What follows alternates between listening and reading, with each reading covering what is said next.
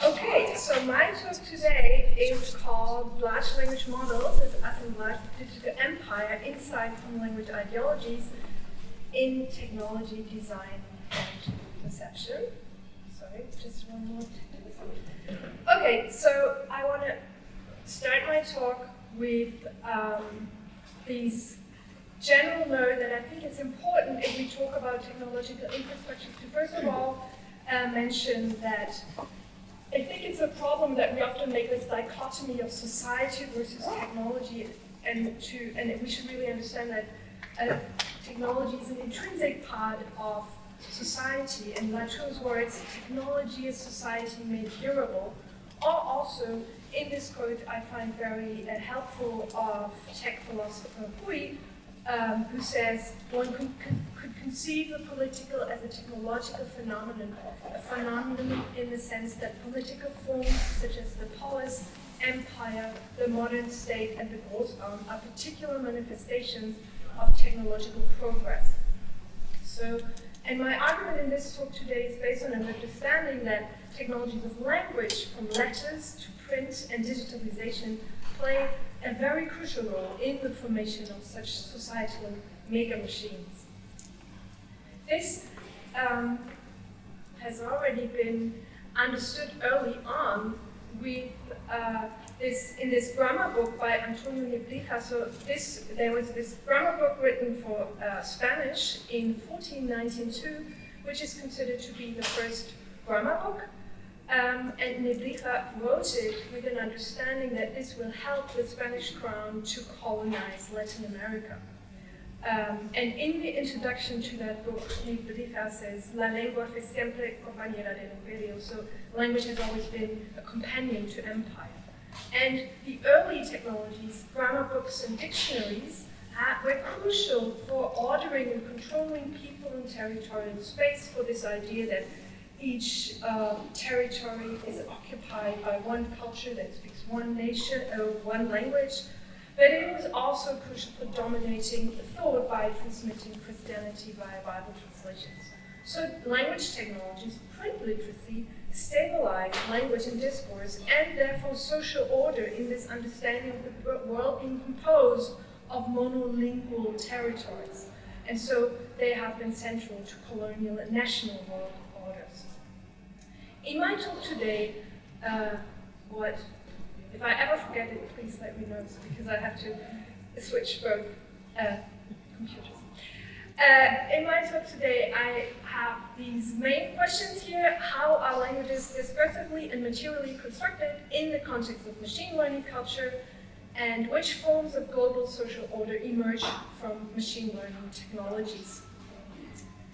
This is an overview of my talk. I will first say what I mean with this understanding of language as an assemblage, and then I study language assemblages in the context of large language models, where I go into colonial histories, technical contexts and data sets, discourses of programmers of these models, the anthropomorphic design of the models, and their political economic embedding. I conclude with then explaining why I understand large language models as assemblages of digital empire. So language assemblage, this term actually takes up this notion of assemblage, which is a notion from post-humanist theorizing, where assemblage is understood as the entanglement of humans, objects, and environments, understanding that this composition of material and non-material, of human or non-human, is actually what shapes human sociality and cognition. Specifically, Alistair Pennycook has discussed relatively recently that language can also be understood as an assemblage, as something that is not immaterial and only cognitive, but also something embodied. So I stand here with my body and produce sounds to speak to you.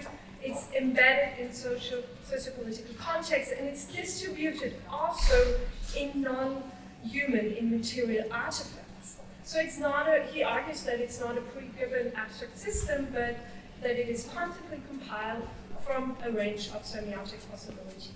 In this understanding, language is not an abstract system of signs, but it is changing material relations. And of course, it's very exciting and interesting to ask how do these relations change because of new language technologies.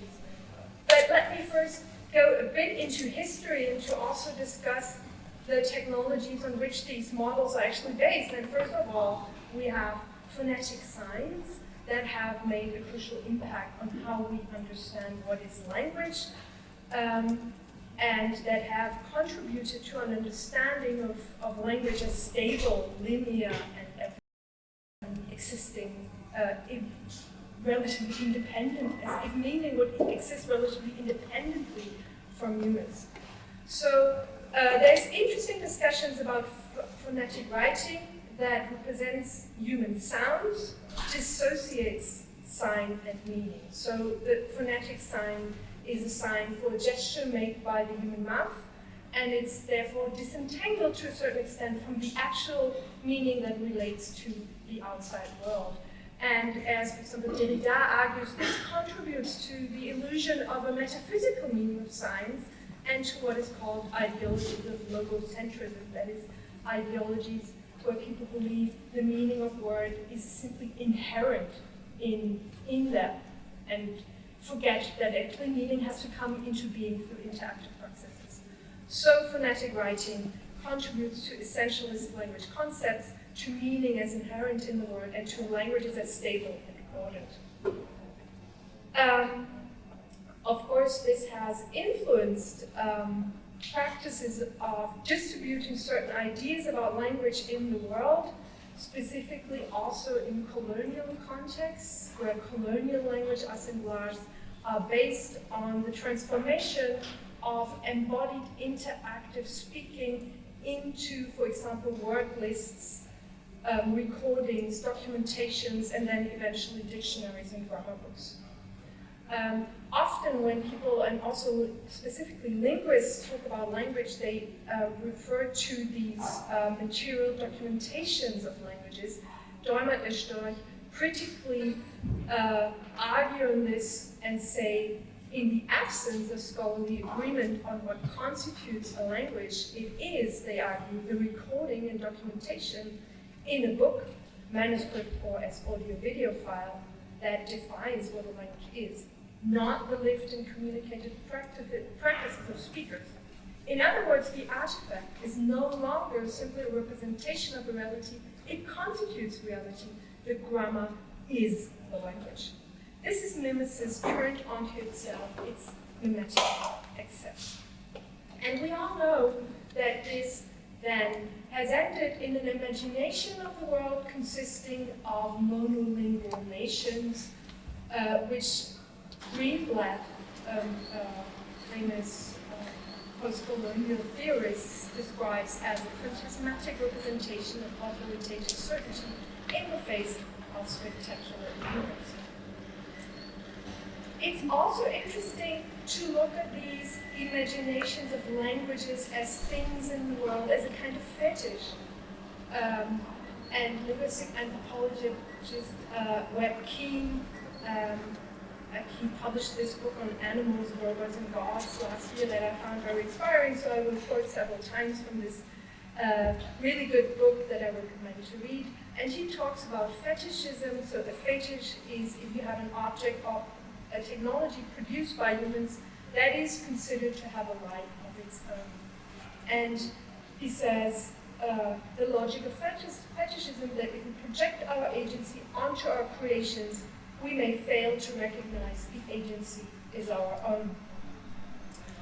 Okay, let me now then come to how, what does it have to do with computation and with computers? Interestingly, I was very excited when I found out that this, you probably all have come across these two-letter ISO codes for languages, EN for English, for example. And they are actually defined by the International Standardization Organization, and they are how languages are put into computer systems based on that very same logic of languages as national entities and as things in the world. Interestingly, the ISO codes are developed on grounds of the database called Ethnologue. I'm sure many of you know Ethnologue. It is actually created by the Summer Institute of Linguistics, which is an American Christian organization devoted to spreading the word of God via Bible translations. So there is really this very direct link from colonial missionary linguistics to the ideas of language as they're put into our computers. But let me then now come to the question,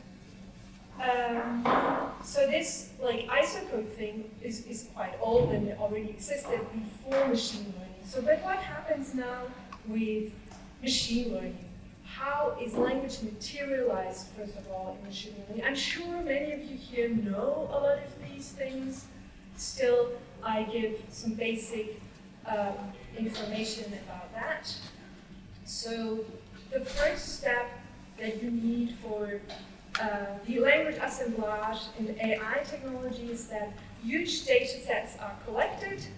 It's written in machine-readable text corpora that are collected from the web to a large extent with so-called web crawlers, which are programs that automatically collect data from the web. The data is then used for what is called training AI-supported language technologies. So training means you confront an algorithm with this huge text corpus, and the algorithm then learns patterns in that corpus. Wikipedia text, interestingly, is considered in many applications as the gold standard, the point of reference, understood as the ideal language because it's close to the standard, and also because it's assumed to be written by humans. I don't know if people will assume that in the future too, but we will see. The next step, as I said already, is then that the algorithm looks at patterns in the data set and then will always predict the next likely sequence in the text. So basically the systems are trained on a string prediction task. They predict the likelihood of a token given either its preceding context or surrounding context.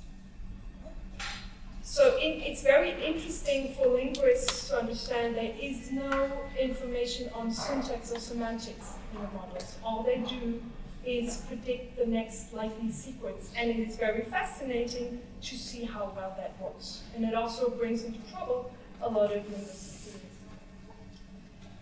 theories. Another important element in the materialization of language in these systems is that the words, the text, are actually not inspected by the algorithm on the basis of semantic entities or words, but on the basis of so-called tokens. This is done because if you have rare words, I have here an example from German, because in German we have these, you can combine nouns with nouns and nouns, so we can have really rare and very long words, such as this one, which is Corona-Pandemie-Maßnahmen-Gegner, which is someone who's against the measures taken against the corona pandemic. And of course, for a while this was an important term, and a machine would not have been able to kind of reproduce it. So someone had this idea, okay, then instead of words, let's simply divide the word into tokens, in frequent tokens, and then what the algorithm then does is read out these tokens and reproduce the tokens. So basically, we here have to do with sequences of non-meaning carrying letter combinations that are the basic unit for calculating text output. So what happens next is each of these tokens is associated with a number. And the numbers are then projected into an imagined multi-dimensional space. I have here represented a three-dimensional space because as humans since it's very hard to, or if you're not a mathematician, at least it's very hard to think of more dimensionals than 3. But what happens is then that these tokens, again here, you see it's again represented with words, but this is to make it easier to understand. But the tokens are then the numbers associated with the tokens, depending on where in the data set they appear, are projected into this space, and words that, or tokens that appear close to each other, tend to appear close to each other, are then also appear close to each other in that vector space. Which is in a way interesting because it's then we can make the argument it's not only statistics that we have in the models, it's also a kind of mapping of semantic relations. I do not go into that question of whether this will actually further freeze logocentric concepts. I don't know, but we could discuss that some other day.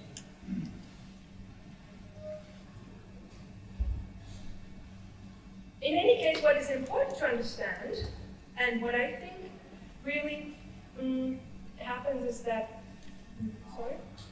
standardized writing is a precondition for large language models.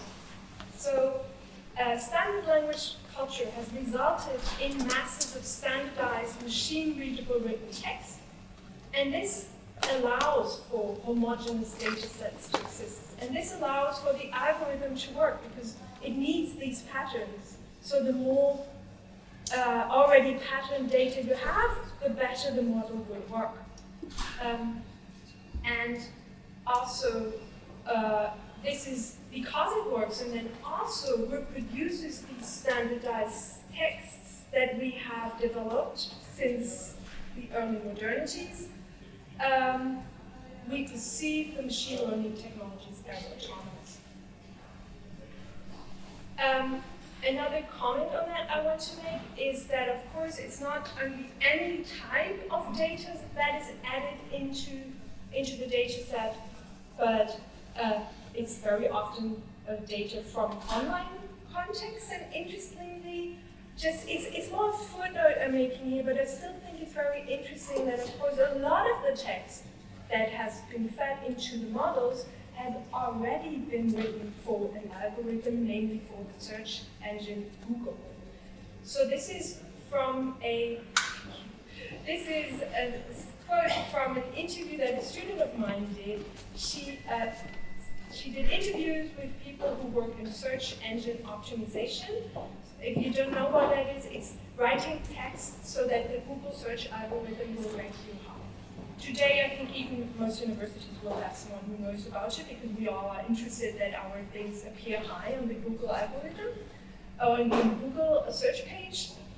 It's very interesting here to see how much of our ideas about good language are already in a way intertwined with these algorithmic logics. So here, in an interviewee reports, Google really realizes that there is a new paragraph, that there is a reorganization of new stuff. Bullet points, for example. One of the things Google values very positively are the titles and the bullet points, to have a list somewhere in the text. So if you ever wondered why there's so many bullet points in ChatGPT, maybe this is part of the answer. So overall, I'm currently, sometimes in research you change your mind. This is my current understanding of what is the AI infrastructure or the AI assemblage. It's actually a kind of interaction that is distributed in time and space. So I'm very much against this idea that people and machines speak. Machines are actually also part of society, and it is entanglement that we spoke about before. So you first of all have human interaction that is, of course, already very much shaped by histories of language standardization and fetishization. You have this writing for the algorithm. This is then used as data. It's used to train the algorithm. The algorithms co-produce what humans see, hear, or read, and this then, again, influences human interaction. So, but whatever we do, we always are part of So not whatever we do, but when we use the models or when we use our smartphones or our computers and our online, we are more or less part of this huge distributed, in time and space, distributed human interaction. Okay, let me now come to a research project I conducted on that, namely an interview study with people who design language models. As I was then interested in which kinds of language ideologies do programmers have, which conceptions of good language do they have, because they are also responsible for what is called data curation. So they collect the data that is put into the machines. So I did these interviews with academic and commercial designers of language models. So I asked what is the purpose of language technologies, what was their linguistic or computational training, how do they define quality data, what do they believe is effects of algorithms and data collection practices on language norms, do they believe that there's homogenization across languages because of machine learning, and then a kind of read out what do they believe is general opportunities and risks of language technologies. I have then coded the data, and I give you now for some of these topics, I give you some illustrative examples of what people say here. So, first of all, and you probably know this discourse, but it's very common, a very common sense thing to idealize human language as ideal, whatever is meant by that. But here you have a language technology designer who reports, we have little or no contact with those who use these texts. We try to simulate the stock market so that it is not obvious that it was written by a machine, so that it looks like it was written by a human. So this is really an ideal to kind of deceive the users so that it looks as if it was written by a human. Very common is also strongly usage-based ideology. So the designers of the models are not interested in contributing to like a purist or national norm, but because the models are also entangled with this desire to collect as much data as possible, they want to be able to understand as many people as possible, and therefore they're very interested in analyzing and being able to read the language, how people really use it. So here, this is a quote from an interview with a commercial language designer, language technology designer, working for one of the really big companies. And he kind of mimics this interaction he has when he goes to minority language communities to collect data, because they are currently in this race of having language models for more and more languages, particularly minority languages. And he is responsible for collecting data in these minority communities. So, and he explains to me, so you also have to sort of understand what questions you have to ask and sort of try to tease out, okay, now you just know telling me your sort of prescriptive view versus like, okay, but that's like what people should do. What do they do though? And then there was like, oh no, that's very different. And it's like, okay, we want to do what they do. So you clearly see people here have a pretty profound sociolinguistic understanding and sociolinguistic knowledge. And of course, let me also, even though I just want to make this one comment, I'm critical with regards to the entire infrastructure, but of course individuals working in this context also have very good intentions. And of course, the development of a language model for minority communities is not necessarily a wrong thing. And some communities really also want that.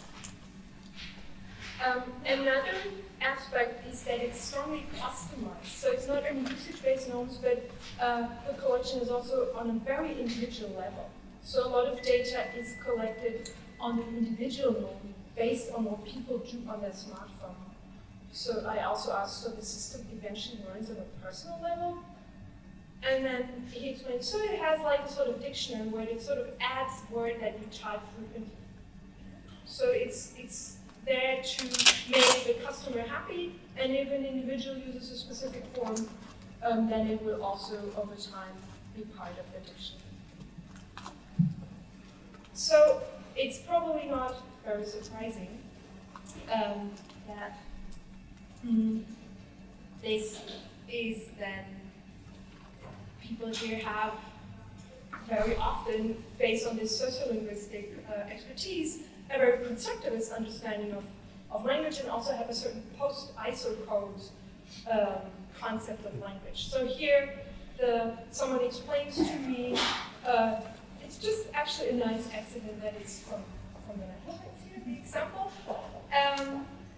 So this person explains to me how artificial or arbitrary ISO codes are. So that he says they have several ISO codes in ethnologue from Drenthe and Groningen, for which regional varieties touch, but then Brabant doesn't have its own ISO codes, but it's clearly like equally distinct from standard Dutch as the others. So why doesn't it have its own ISO codes? Well, mostly because of some classification system and somebody made the decision, right?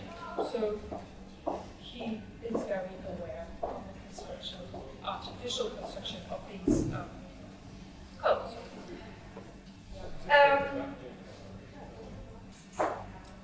Also, this is what I also found super interesting. There is pretty much an anti-purist ideology in the context of what could be called techno-solutionism. So it's important that the thing works.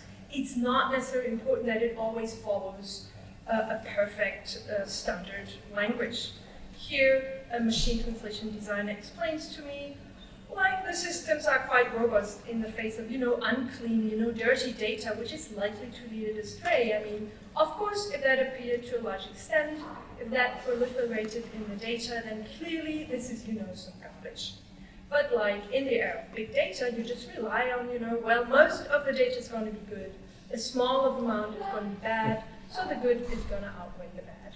So as long as it works, people are happy. Some people have also referred to this underlying concept of as long as the customer is happy, we just throw it out in the world. Some people refer to this as the move fast, break things culture. Another comment one needs to make here is also that, of course, the algorithm logic is that it will reproduce what is frequent in the data, so the output is very much based on frequency logics. So if the good is more, then it probably will reproduce the good language. Let me note, of course, the interesting metaphors that we find here: dirty data, unclean, garbage. This is a term used to refer to non-standard language. And here, what is also very common is what I call the helping trope. So people, when you ask what is the purpose of language technologies, they will usually say, we want to help the people. This is the moment where me and my colleague Bettina Migge, with whom I had a lot of research about in the discussions, became a bit suspicious because we knew, okay, this is very much like a colonial discourse, right? Here someone says, we're going to make some language technology, but like, what's the point, right? Like, that just doesn't help anyone. But, helping as many people as possible, I think, is usually the thing that you go for. In order to help the people, what is done in the context of particular minority languages is to create artificial data sets. Because clearly, in many languages in the world, there is not enough machine-readable text data available to train a model. So what happens is a small used by a human, it's then retranslated into English, and then Wikipedia texts are translated from English into that other language. This is embedded again in this helping trope. The most famous paper is called, on that is No Language Left Behind. It's published by Meta. And of course, helping here is linked to commercial intentions of selling products to people. And interesting also this metaphor of low resource language that is very common in the field. A problem, so even I said before, of course, it does not mean that we do have communities that are very positive about these models in their minority languages, and they can also be supported by that. But the problem is, of course, that the data is then entirely privatized, and that very few people in the world have access to building models. So here again, the machine translation designer who reports, we are lucky, we have lots of money from the government and European projects, so we have access to good cloud, GPU-based infrastructures, but lots of people don't have this, it's all very well, Google, producing a multi-billion or trillion parameter model, even if you're able to download that, nobody could run it. So it's becoming kind of an us and them type scenario where the big four, if you like, can do whatever they like. Big four is a common term to refer to Google, Meta, Amazon, Microsoft, and Microsoft is funding OpenAI.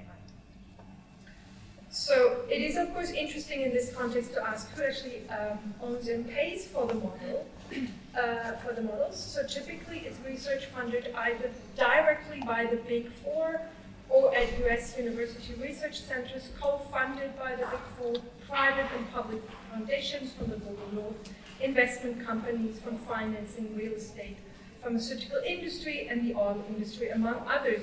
So this helping trope becomes even more suspicious. And of course, if you have ever come across Zuboff's work on digital of capitalism, surveillance capitalism, you will know that these are actually systems that allow for collecting and decoding languages worldwide as a major advantage in business and global politics. So let me summarize the first part. The second part is shorter. Of my talk. So what we have seen so far, AI models imply database-based algorithmic approaches not based on linguistic rules. There is no interest in the creation of community norms for national or ethnic groups, but it's based on calculations of frequent sequential patterns in data. We have this move fast, great things culture, and there's no interest in perfection, but in user satisfaction.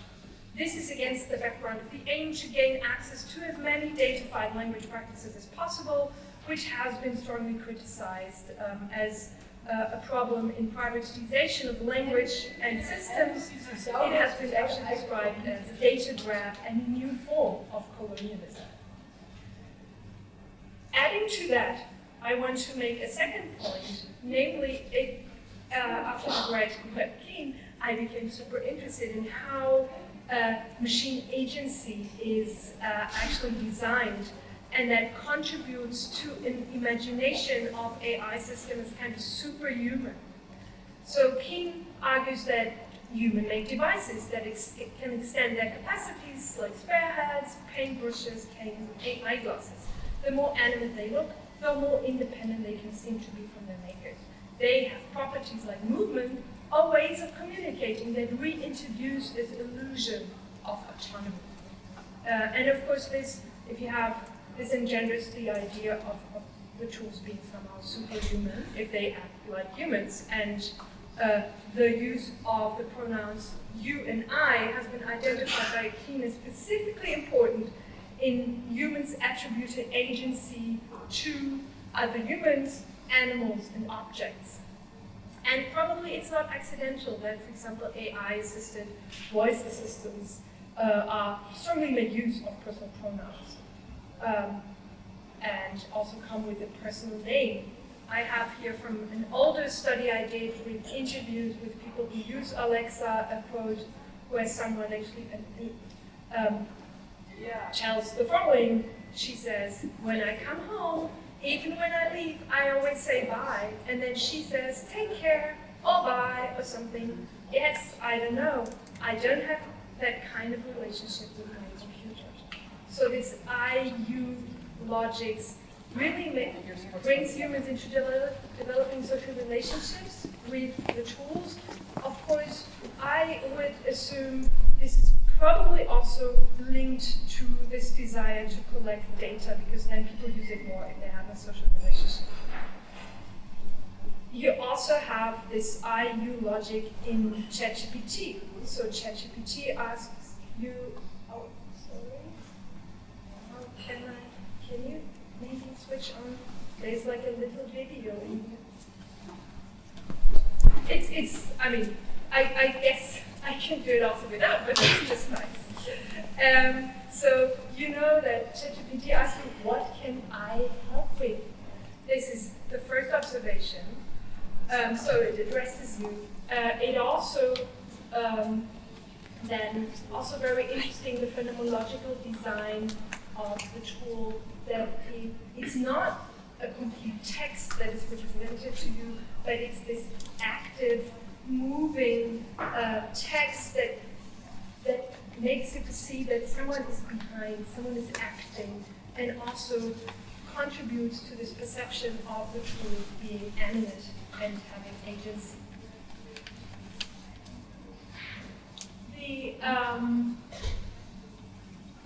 You have heard me speak before, you may have seen this slide as well before. I really like this slide, because this construction of agency is then embedded in the discourse of large language models being, like, in a way natural, AI systems being naturalized with the help of specific metaphors that are very common. So the term ecosystem is very common.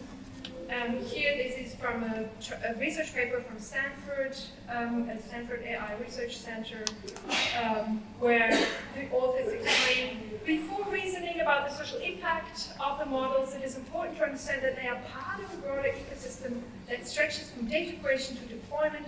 At both ends, we highlight the role of people as the ultimate source of data into training a foundation model, but also the downstream recipients of any benefits and harms. So it's very interesting that you have people on both sides, no people in the middle. So here it's this reproduction of this image of society versus technology, and if a technology was something human, forgetting that, or invisibilizing that, of course it's people who design and construct controls.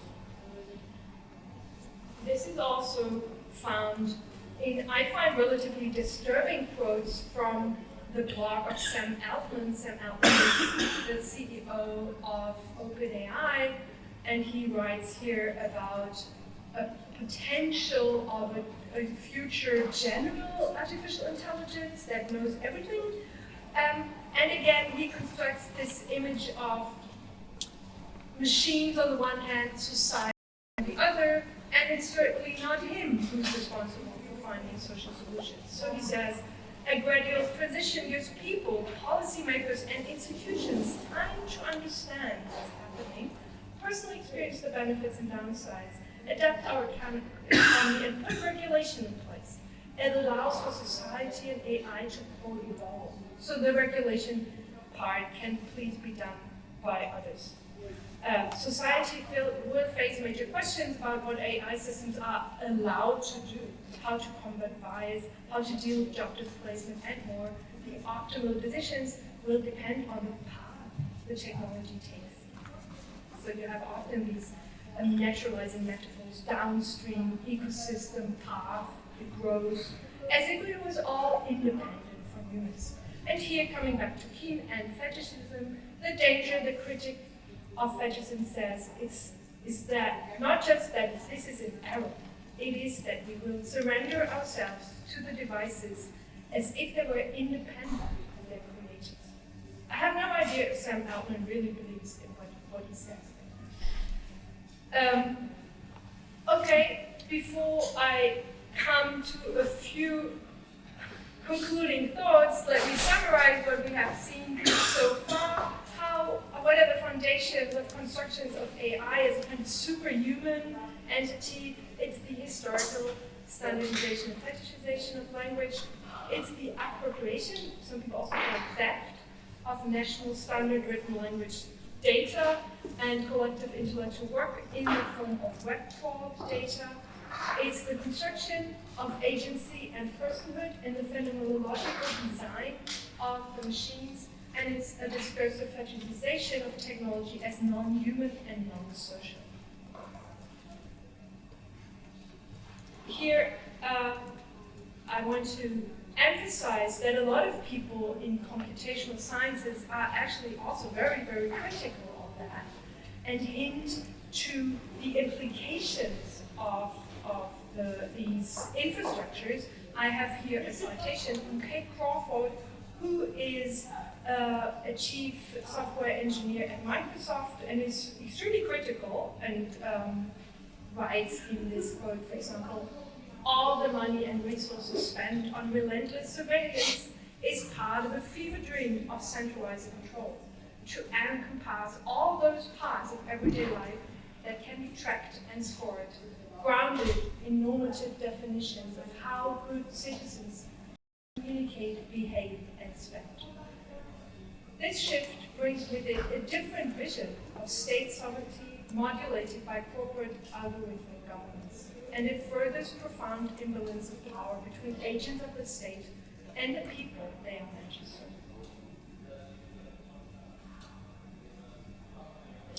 To come back to my argument that we can actually understand large language models as assemblages of digital empire, I hope I could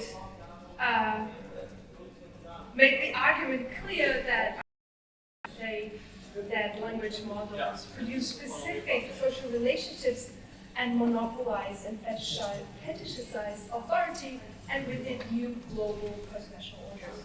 There is currently the race of very few capitalist actors from the global north to exploit global markets, to control and influence human thought and behavior via these language assemblages, which is actually, even if it sounds a bit like Mondesi here, but it is part of a desire to rule the world, which is reminiscent of colonial endeavors.